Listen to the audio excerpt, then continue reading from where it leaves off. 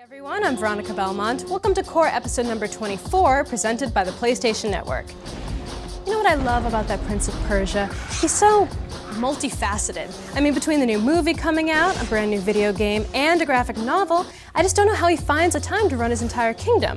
Good thing we have Audrey Cleo to talk to some of his handlers to find out exactly how he does it. Hey guys, Audrey Cleo here. I'm at Ubisoft in San Francisco to see what's poppin' for Prince of Persia: The Forgotten Sands, and then it's off to WonderCon to chat with the stars of the game's big screen debut, Disney's Prince of Persia: The Sands of Time. I think that we've succeeded in doing something that many people have tried and haven't succeeded at, which is make a video game into a really good movie. And then it's time to get our first taste of Little Big Planet 2. Media Molecule has been paying close attention to your creative needs, and when I say that this is going to be a game changer, I'm not exaggerating. Hey, do I have a loose thread? And then some of the biggest names in Ultimate Fighting are going to be featured in UFC Undisputed 2010, including Audrey? Oh, only Jen's Pulver, the first UFC lightweight champion. No bigs.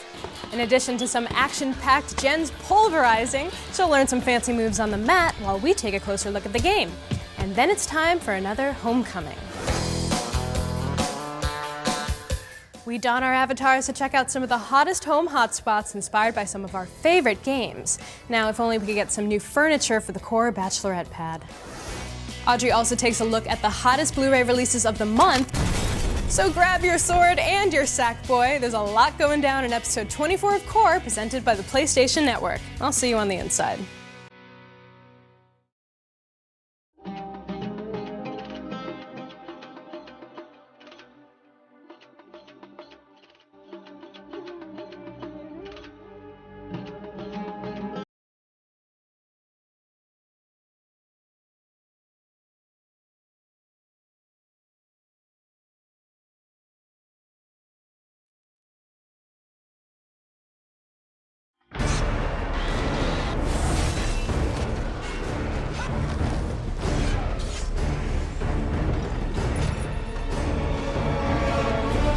Prince of Persia: The Forgotten Sands promises to be an awesome mix of old and new. Our wall-scaling hero is back to his time-traveling ways, but with new powers at his fingertips, literally. So, what else does this Interpol have in store? I'm at Ubisoft's San Francisco office to find out.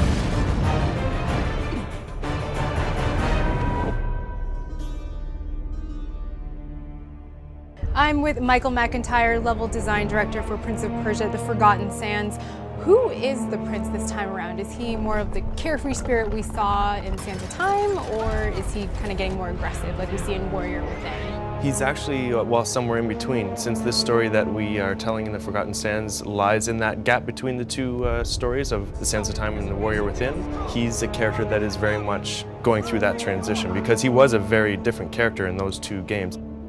For a lot of players, it felt almost abrupt. As I thought. And so we're going to go through step by step. We get to show some of the bad things that would happen to someone to bring them from one place to the next. Why is he so obsessed with power? What did this do to him? Prince of Persia makes its big screen debut the same time that Forgotten Sands comes out. And did the movie influence how you design levels in the game at all, or were they just two separate things? Two separate things. We have no inside track on the film whatsoever. Even though this is the Prince from the Sands of Time, this isn't the Sands of Time story. The dagger does not come into play. So this is a separate adventure, and the Prince does have time powers, but he gets that more from Razia, and she's a djinn that is associated with the elements. Primarily water for her, but she's able to have access to all the elements. And so she starts to imbue the prince with these powers so that he can fight this evil army that has been released. The ability to rewind is one that he gets early on because he's sort of bound to that. And then she starts giving him access to powers that are tied into earth, air, fire, water, all of that stuff. The four elements are something that people, they get it like that. And so we're able to create something like a water power that we don't have to explain everything in detail. People understand water, they understand how it works, and so we can play on that intrinsic understanding.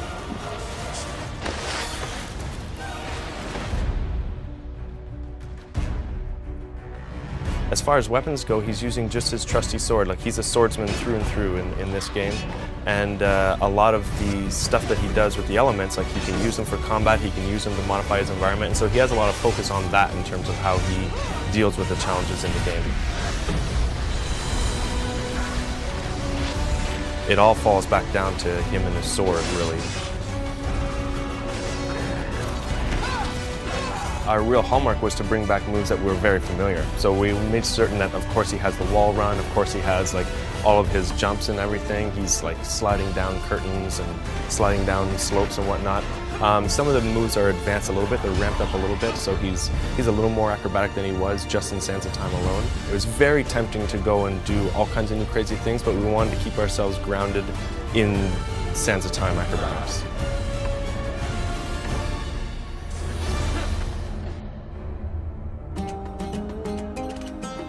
As a level designer, how do you decide how hard something should be? Well, this is the trick. This is really the thing. And I mean, we start with our own instincts based on like our own experiences. And then we go and, you know, you make it, you see how well you can do it, but ultimately it comes down to you put playtests, you put it in gamers' hands, watch them play, and it becomes dreadfully apparent what is not clear and what is not working. I mean, iteration, I think, is the key to getting quality in game development. And so we start iterating from day one. And what's most interesting is seeing what survives from step 1 all the way to step 12. Was there something that you wanted to accomplish specifically in this game? The thing that I wanted to accomplish was to have the acrobatics actually have a ramp up, a challenge that goes throughout the game, to give the player more control over the acrobatics and to actually be able to introduce a bigger and bigger and bigger challenge throughout the game. It's something that's brand new to Prince of Persia, where the actual acrobatics get more and more difficult. We've created some very challenging things that were interesting for us to do, and hopefully will come across to the player as things that are pretty you know, wow for them to see as well. So if you like to jump around a level like a scared monkey, this Prince of Persia has your fix. The level design team worked really hard to make this a spastastic sandbox of acrobatic awesomeness, so get ready to get your prince on and party like it's $11.99.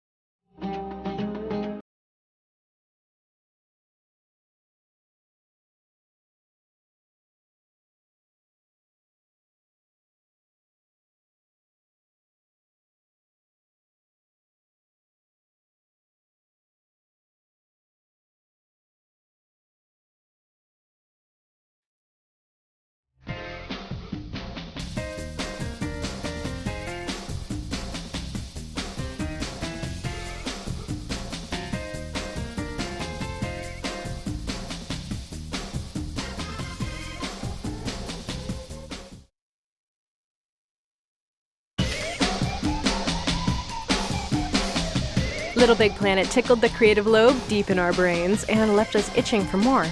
Finally, Little Big Planet 2 is here to scratch that itch and blow our little minds. Media Molecule has taken the lessons learned from the original groundbreaking game and combined them with big ideas from the community to make Little Big Planet 2 a powerful creative tool that would make any artist giddy with anticipation. But you gotta wonder, when your players have gone above and beyond the call of creativity, where do you take them next? Obviously, we've spent a lot of time looking at the user-created levels and content from Little Big Planet 1. We're constantly, inspired ourselves and amazed at what people have done. I mean, the thing about the community has been that they are incredibly quick to push the boundaries. I mean, that's the bottom line. Our stated aim from the beginning of LBP was learn from the community, and when we were first writing it, we'd have these moments of doubt where we were like, can people actually create amazing levels with this? We had to explain it to ourselves, to the press. This time around, we know what the community can do. It was astounding, so now we can really build on that. Typically, when players find a bug in a game, they use it for an unfair advantage against other players. In this case, it seemed to help the community flex artistic muscles. There's a bug which they found called the 50-layer bug, and we totally didn't know it was in there. We didn't catch it when we shipped the game. But people have been using it to create levels that just have visual impact, and they rebuild backgrounds that officially they weren't allowed to do, but they've just done it anyways. The last level design guy that we hired was from the community. He was doing things that we just couldn't work out how he was doing it. I think he was originally a builder, a construction worker in the UK, and now he's a game designer at Media Molecule. While the tools Media Molecule gave users were very powerful in the original game, the players decided to take the idea of play, create, and share to a whole new level. Literally. With Little Big Planet, there was a tiny minority of brilliant creators who basically bent the rules and created shooters and arcade games and not just platformers. Because when you think of LBP1, most people see a platformer. Now Sackboy is still going to be in the new game, but the cool part is that we wanted to bring that idea of building not just platformers to everyone, not just the hardcore of the creators, but with LBP2 you'll have all that flexibility made easy for everyone. The upside for the really powerful, like hardcore creators, is that they then get an extra boost up into even more crazy territory, which I can't predict, but I hope it'll be amazing. With Little Big Planet 1, you could describe that as an editor for platform games. With Little Big Planet 2, we actually want to make it a platform for games. We want to broaden what's possible with the tool. It's still going to cater for and build upon what we had before, physics, platform type games, but it isn't just platform games now. You can create a racing game, or a shooting game, or a fighting game, or a game that doesn't even have a definition yet. Media Molecule learned very well that by giving the community tools, they would build amazing things. Not only will you have large-scale game development tools, Sackboy will be getting a few tools of his own. One item you'll be getting a lot of new use out of is the grapple tool. Don't let those little stumpy sack legs get you down. If there's something way up high that you can't reach, the grapple will become your new best friend. Media Molecule has worked hard to make it easier to use all of the tools and to share your brilliant creations with your friends. So one of the big things the community asked us about was like, so I've made a cool level, how do I tell everyone about it? How do I get people to make my level popular? And that's one of the big things we've really been working hard on, and the web is going to be quite a big part of that as well. One of the ideas that we've actually got running internally now is that every level you publish gets a web page, gets its own web page. And what will happen is that when you publish, you can go and distribute that link to all of your friends. They can go online, even if they don't have a PS3 yet, they can go and check out the level, the high scores, the screenshots. And then from the web, they can then connect it back to their PS3, so they can be browsing the web at work or on their lunch break and click loads of levels they like the look of, and when they come back to the PS3 and the PlayStation Network, they'll be able to see all of those levels ready queued up to play. So it's finding ways to close that loop so that players can find the good stuff. But don't worry, it's still going to be the same Little Big Planet universe you know and love, just way more advanced. From the graphics angle, I've been redoing the lighting so that even existing levels that you've already created, if you resaw them in LBP2, you'll have that level of flexibility and lushness that mean that if you want to do a really dark level or something that's like very personal to you, that visual style will be possible, much more so than in the first game. With the DLC, obviously a big part of that was the costumes. And the interesting thing about that is that with Little Big Planet 2, all of these costumes that you may have bought, you're going to suddenly find that they've got another use that they didn't have in Little Big Planet 1. And you're going to want to have a large wardrobe.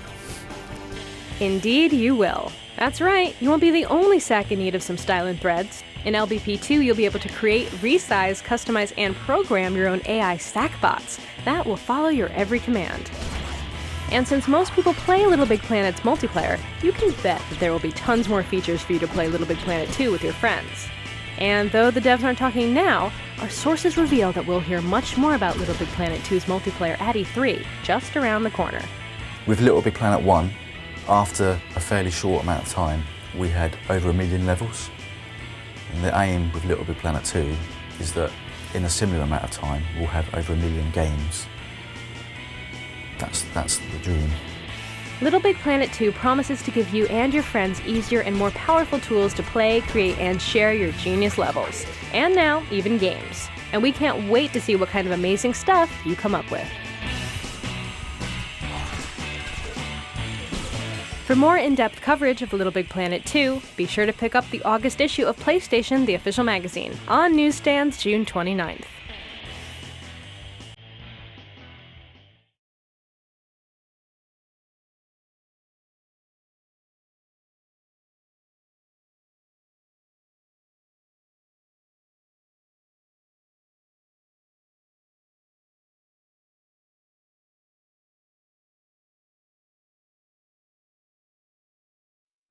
Built to destroy. A fighting legend. A gamer? To our surprise, video games and gens go hand in hand. Not to mention, he's a PS3 exclusive character in UFC Undisputed 2010. With Undisputed, what do you think it'll do in terms of uniting the gaming community and, MMA fans? Though, as probably one of the baddest gaming nerds out there myself, I've been kind of standing alone in that world. But I think what people need to understand is, it isn't about your everyday tap-out shirt. It isn't about just because you train in the gym. You can love the sport no matter what you do for a living. You don't have to be some tattooed, whiskey drinking fool to love the UFC, Are you really the only nerd in the UFC? I mean, I believe it if it's true. But and I don't know if I'm the only nerd, but I'm the baddest. I'm the nerd you don't want to mess with. I can tell you that. I mean, that's on the streets. But when it comes to games, I've always loved them. That's always been my thing. People buy cars. They'll go buy these. They got all these hobbies. Mine has been graphics, electronics, and games. Man, I love them. I've always loved them. And it's just something I always continue to love. what are you playing right now? What's Final in your Fantasy. Final Fantasy. If you went home and you flipped on my PlayStation right now, you'd see me on Final Fantasy. I'm up there on Chapter 9 right now. So I don't know where I missed my haste buff and all this, but I was reading about it and I don't have my haste buff, so I'm going to have to go through and redevelop one of them. Never would have pegged you as an RPG guy. You know what? I love it. I'm going to tell you why, and this is no joke. I've always loved the idea of elves, night elves, and things like that, Dungeons and Dragons. I thought the world of it always growing up, and it's everything I ever thought about. I remember a little kid rolling the dice, and somebody just had to have a good imagination. Now you get to see everything laid out in front of you. It's just perfect. I love it. What was it like seeing yourself in a game for the first time? It's pretty mind-blowing. I think little tattoos and everything on it. It was, and I'm really excited now, though, with graphics. It really blows your junk to look at. You're like, holy cow, I'm like, I need give me 6 more muscles, give me some better abs, But, no, it is pretty cool. I love it. It's just a blast to get a look at yourself, and, what can you say? It's flattering. How accurate is it? Oh, he's pretty accurate. He's snaggly, he's roughed up, and he pretty much looks just like me. And what about the moves and stuff? It's not hard to mimic my moves. Punch, punch, punch, punch. So, awesome. No, it's about it. That's all it takes, you guys. The UFC World Champions. Hey, if you punch. can keep them on your feet, then it's punch, punch, punch, okay. sprawl. I'm the godfather of the lightweight division, and we say that because, it's only been 9 years, but still the sport's grown so much. We didn't even have the weight class, and I was the first one ever. I started the weight class, and I won the first ever world title at 155 pounds. I'm lucky, I'm fortunate, and I'm just real thankful that they're not forgetting the old guys just yet. The old guys. Yeah. The name, Lil Evil, how did that come about? First off, Mom, she already knows, I'm not some pagan, I'm a God-fearing man, but it's got nothing to do with that. What it was every day going to the gym, day in, day out, you're training for a fight, it's routine. You only know what day it is based on your workouts. I had my cup of coffee and I'm in just being grumpy, and Pat's like, ooh, ain't you just a little evil thing today? And I'm like, Hey, I like that. And that's really how it started, because they used to try to call me the pulverizer, and I'm like, too pulverizer. easy. Yeah, it's Too too easy. I go, Little Evil. I go, oh. So he goes, I'll tell you what, he goes, you knock out John Lewis in this fight coming up, and that'll be your new nickname. And I knocked him out in 14 seconds, and that is. What's next for you? This gym right now, you know, train others, work out, coach these kids, make that decision. Am I done? I don't know. Let's see. I'm not saying it. It doesn't matter. You ain't getting it out of me. right. I don't else been able to yet either. Okay. I don't know. So, but right now, man, I'm gonna hang out at this gym. I'm back home in Boise, first time in 10 years. So I have some great fighters coming up. I need to enjoy it and figure out what's going on up here. I need to play some UFC actually on PlayStation. I'm not lying. And just figure out what it is I'm gonna do, you know, with my game plan. Is it time for retirement? Time will tell. What we do know is that even if not in the ring, Jens will still make just as much of an impact as he did when he was.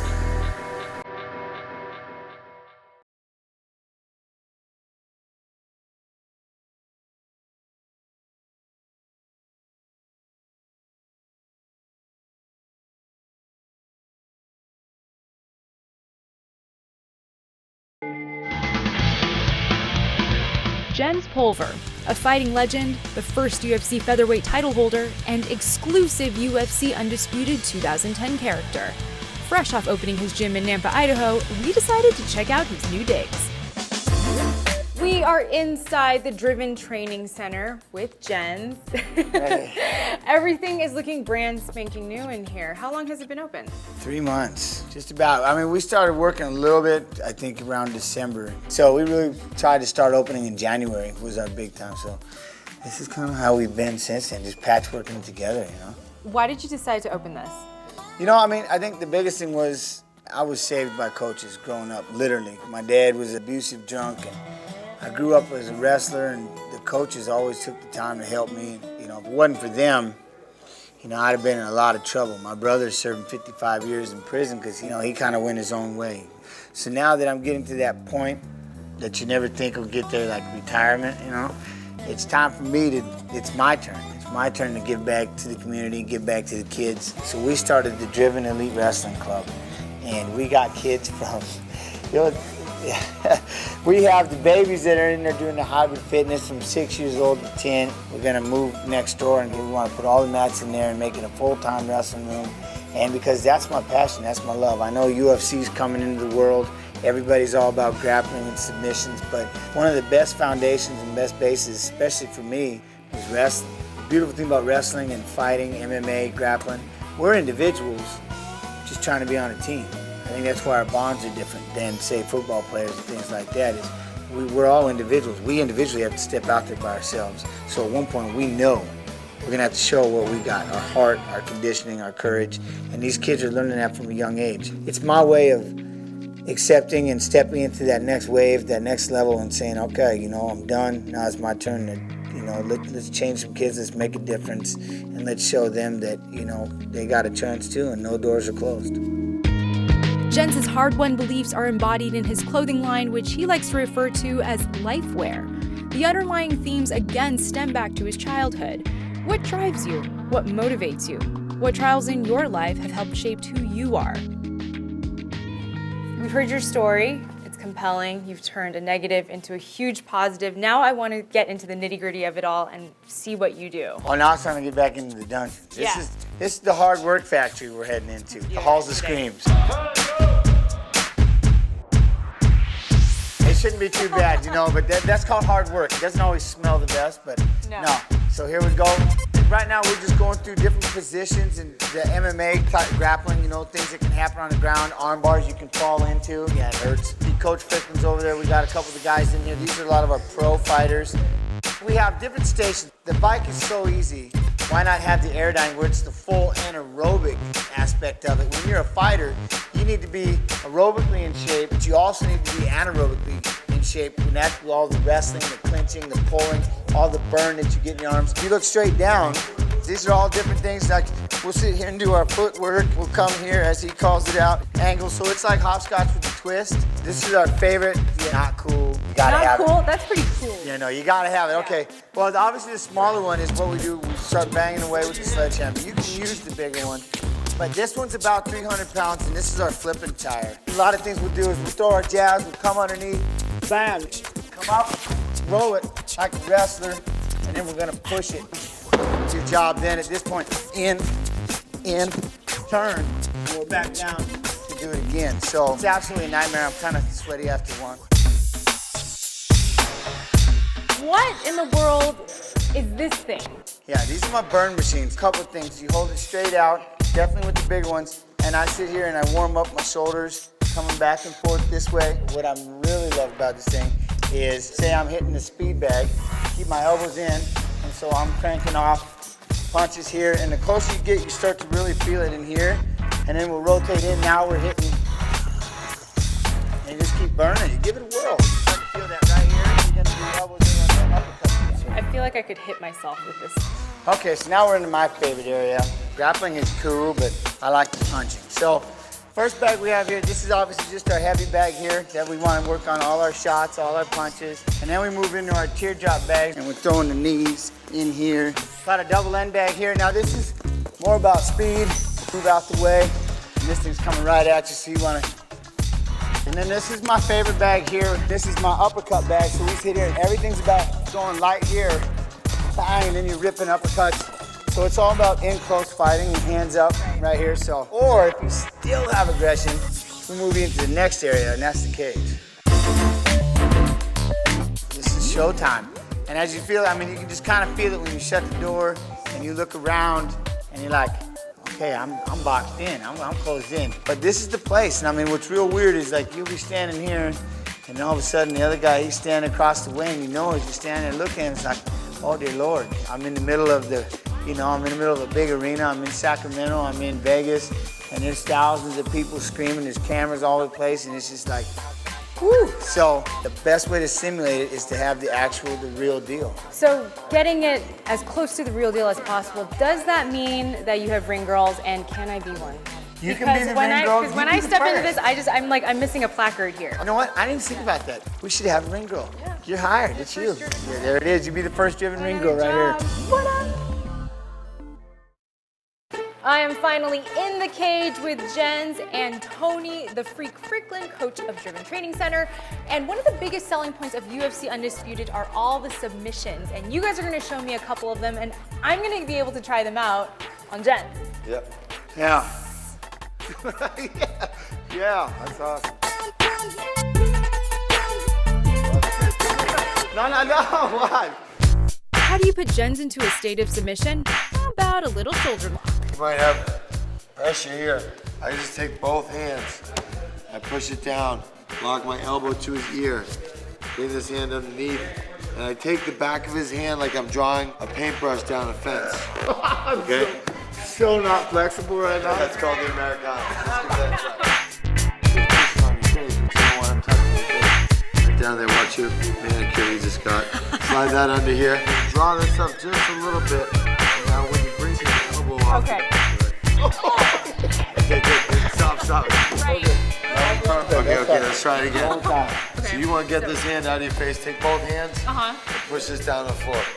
Boom, that's almost halfway there. Let's say Jens is real strong. This is one of my favorites. Linking submissions together is like our biggest thing. Okay. So the first one you might not get, but his reaction to it might give you something else. So say he starts to power out and straighten his arm. Take your right hand off, put your elbow over on this side, and draw this elbow back all the way and get around his head. Now circle around his head. Now grab your hands like this, like you're saying bafangu. Okay, take this, and I'll squeeze this on his hand. And he's tapping. Okay. So good job. Oh, good. I only laugh when it hurts, man. That's awesome. Now that we nailed some basic submissions, it's time to ground and pound, baby. So what I'm gonna do, Jens is on the ground, I'm inside mount. This guy's trying to work his jiu-jitsu, so he's trying to push up on me. Everything, when he's pushing up, I'm just gonna come right up. And I'm gonna go to work. If he wants to continue to do his jiu-jitsu, if it gets squirrely, I just go back down like we did a minute ago, and now I can finish up there. just for S's and G's. Let's get down and push up to this, almost like we're on the beach in Hawaii, getting ready to take surf lessons. So when I say 1, 2, 3, we're gonna pop up to one knee and have your other foot out. Okay, so 1, 2, 3, boom, right here. Now your hip is straight. You never want to sit on your heel, you lose balance, you lose dexterity. You control hip straight, and now nice straight punch here. Push right up. Now look at him, punch through there. Go harder. Okay, good. Now if it gets crazy, sprawl right back down. Good, you get someone across your throat. Oh, punch. She popped up. Good. Now sprawl back down, attack this arm and pin it to the floor like you did before. Let's get that Americana, pull it in tight. Good. Pop back up for punches. Boom, so that's how we go offense, right back to submissions to ground and pound. Get that leg out. Sprawl down. Cross face him, bring this back. Cross face him here. If he turns to his belly, go right here, look. Put this behind his head and squeeze everything together. Good. Oh my God, I heard it. Good job. Eyes fine. It's all soft tissue, no real damage. It's all good now, it's just a throat. Oh, okay, yeah, whatever. And that's it, everywhere you turn on the ground, they're popping up and sticking something in your face, they're punching you, they're choking you. It's hard, that's why they say anything at any second can happen in the sport. You can get caught at any moment. You know, you never know where to turn sometimes. That felt good. I bet it did. Look here, good job. There you have it, what we like to do at Driven.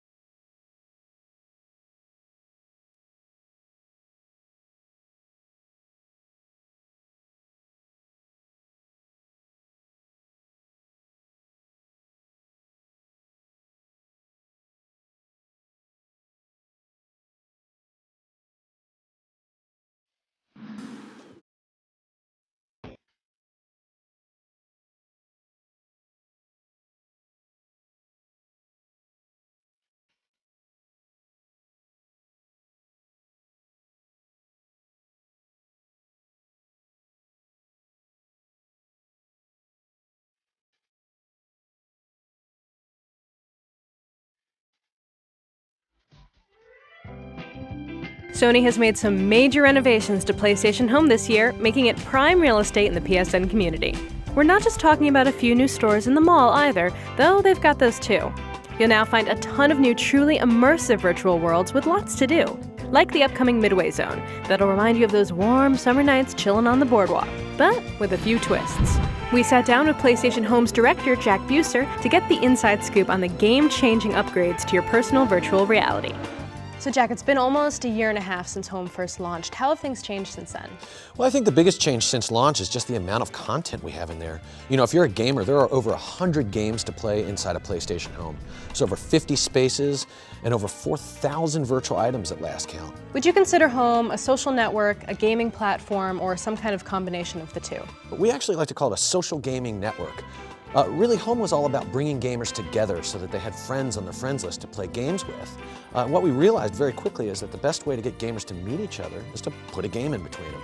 So that's really what Home has become. It's just a world of games connecting gamers together. So come on in and get comfy as Jack shares his don't miss picks of the shiny new additions to PlayStation Home.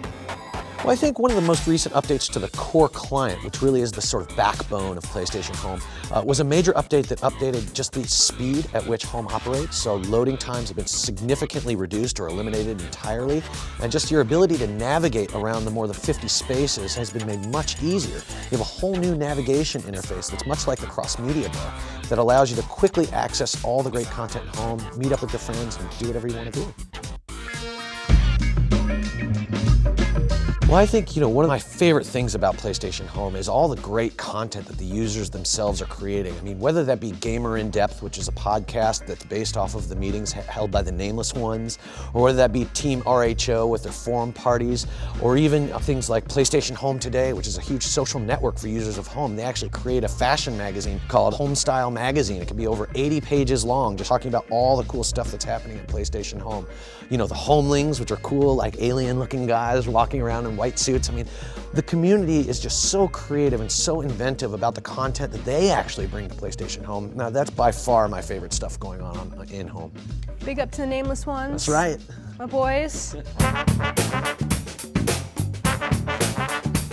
I notice a lot of new personal spaces. Why do people invest so much time and money into these spaces? The cool thing about personal spaces is that, just like avatar clothing, they're an expression of yourself, but they're one that your friends can all enjoy. So if you have a personal space, whether you've purchased it or whether it's been unlocked from a game like Batcave from Batman Arkham Asylum, you can actually invite your friends back to that personal space to enjoy it with you. So I personally have the Waterfall Terrace. It's one of my favorite ones. It's a house carved into the trunk of a tree, and it's got a fishing mini game in there that's just a ton of fun. And I love to invite my friends back to check it out, and they can come in and play the game for free. It's awesome.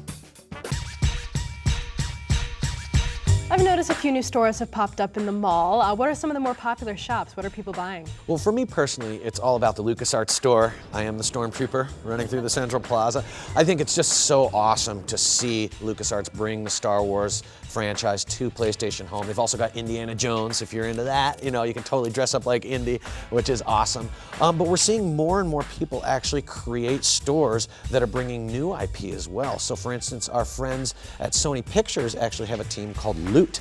And there's a Loot store in the mall that's creating not just IP from Sony Pictures, like the Ghostbusters outfit and cool stuff like that, but totally original stuff that these guys are dreaming up. So the Loot team is absolutely fantastic. If you haven't been in that store, they've got some awesome stuff you can check out. So Sodium is a variety of different games that are all connected through a social hub. Right? So whether that be the Salt Shooter, which is that sort of tank game that you've seen, or whether it be the bartending game where you're serving drinks for people surrounding the bar, these are all connected with this framework. So Vicky, which is the android that you first see when you walk into the space, she has a variety of quests that she'll send you on. And those quests are the games that you play or other things that she'll send you on. You earn points, and those points will later unlock rewards. So that's the central framework that keeps people in the hub, that keeps people playing the hub, and these things are all dynamic. It really was the first MMO inside of Home, and it really defined the strategy for where we're going as a platform. And now we have tons of developers coming to us with all kinds of new and unique game ideas that are only possible because of Home and what it is and the kind of game platform that it represents. One of my favorite new spaces has actually been the Midway space, which is a full-on carnival for users with tons of mini games to play. You can collect items, win rewards, and flesh out this personal space, which you get for free just for showing up. I mean, it's an amazing example of how Home really truly is becoming a social game platform and is creating game experiences that you can't replicate anywhere else. So we have, your traditional games like Darla's Darts, where you're throwing darts against balloons against a board and winning prizes, or Frog Flinger, where you take these rubber frogs and you're throwing them against these lily pads which are rotating around. And you win tons of prizes. But the prizes, some of them are just so crazy, like a shirt with a big hole you can see right through your avatar. We even have a human cannon where you shoot your avatar and other crazy stuff like that. So if you're a gamer, you're gonna totally love this. What would you say is the long-term plan for Home and keeping it relevant? Well, I think really our vision is that we are connecting gamers through a universe of games. You know, I always tell people, if you look 5, 10 years out, you look towards the future of where our industry is going, you can really look to home as pointing in that direction, right? This idea that you can walk into a world and just be surrounded with games to go and play, and organically just walk into these new universes with your friends, already there hanging out with you in real space, ready to play. I mean, that really is a vision of the future, which I believe this industry is heading towards. The other big direction for the platform that I think is really exciting is this idea of total game integration. This idea that the world of the game actually expands into PlayStation Home, and users can game launch between home and the game, back and forth.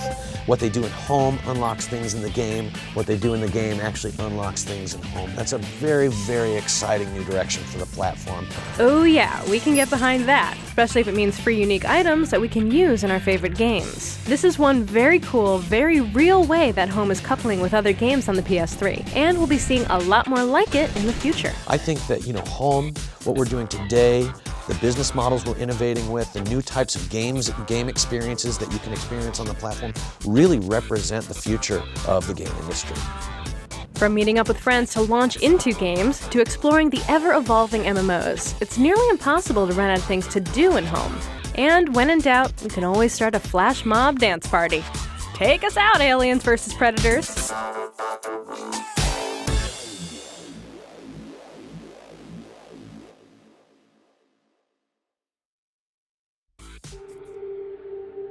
If you're not familiar with the steampunk subculture, we'll start by telling you this. It's part Victorian, part science fiction, and all awesome. In a Qore exclusive announcement, PlayStation's Catherine De Leon reveals the specs on the brand new steampunk-themed world within Home. I've heard through the grapevine that you're working on a steampunk-themed world in Home. Can you tell us more about that? Yes, we're very excited. It's a Victorian, futuristic, industrial game world that really marks a new era in social gaming for PlayStation Home. So what's different about it? What are some of the more interesting aspects of this zone? Well, I think the story is one of the most magical components of this world. The story itself was developed by Studio Folio, the creators of the Hugo Award-winning Girl Genius online comic.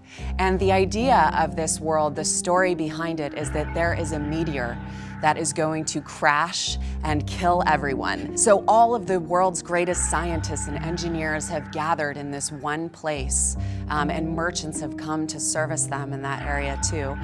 So they've gathered there, and they are all competing to build the rocket that will hopefully dislodge the meteor and save the world. So it's more than just an area that you go to hang out with your friends in Home. It's really like an interactive game. Yes, exactly. It's a very, very highly social, objective-based experience. There is a Steam trade game. What this means is that players can come and they can both buy and sell resources like coal, for example, and those resources can be crafted by merchants into materials that will enhance the gameplay, the actual rocket building game. I have to ask, with all these subcultures out there, why go with steampunk for this project? Jeff Nahashian, our lead artist, is actually the creative vision holder for steampunk. It's his baby. He felt that Home was a world where you could do anything.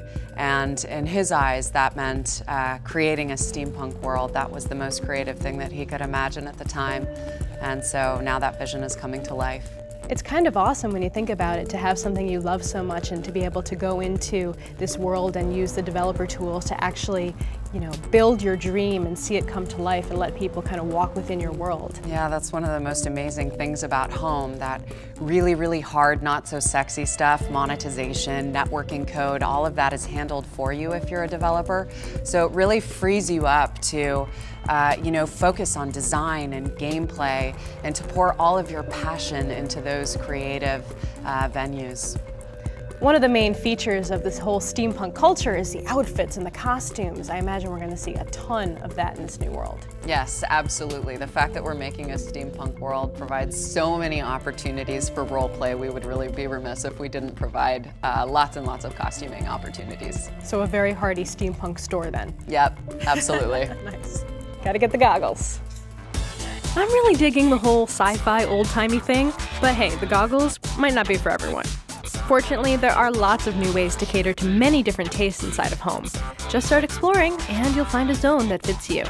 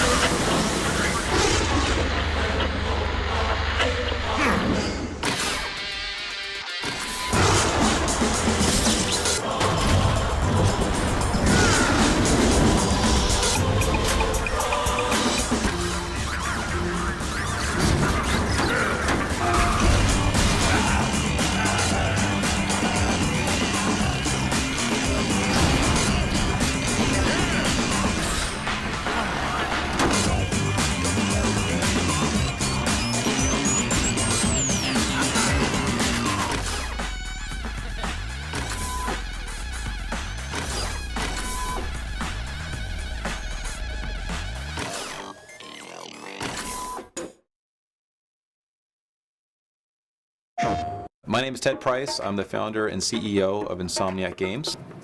What I like the most about being in games is the unfettered creativity. Players are now starting to experience that with all the new games that are coming out that give you, the player, the opportunity to create your own worlds. And I think Mod Nation Racer is actually a good example of that. Really, there's no creative decision that is wrong. We can just continue to experiment until we get something that feels right. And I love the control that I get over these mods. It is pretty awesome. What's cool is that I can pretty much apply this stuff as fast as I'm thinking about it. I'm Ted Price, and this is my mod.